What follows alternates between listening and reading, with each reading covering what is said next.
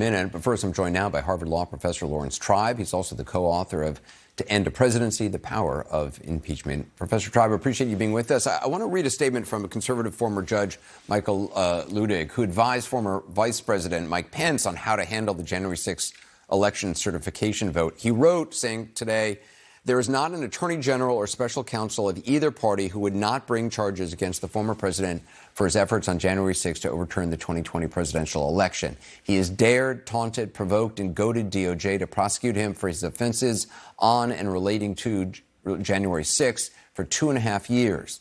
The former president has left Jack Smith no choice but to bring charges, lest the former president make a mockery of the Constitution of the United States and the rule of law." Do you agree with him? I agree completely with Judge Luttig.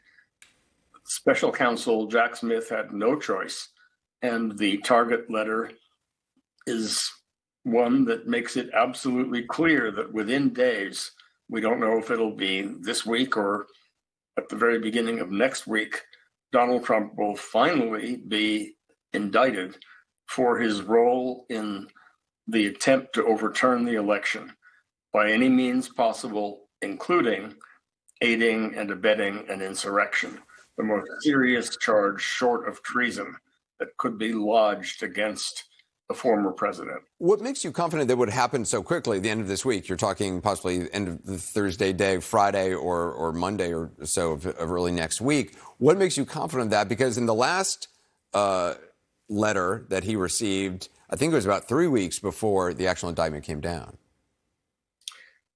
Well, I'm not going to bet anything on exactly when it's going to happen.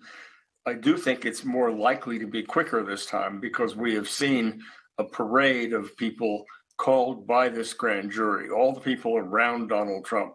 There's really nothing left for the special counsel to do but to actually indict the former president. So I'd be surprised if it were as long as a week or two.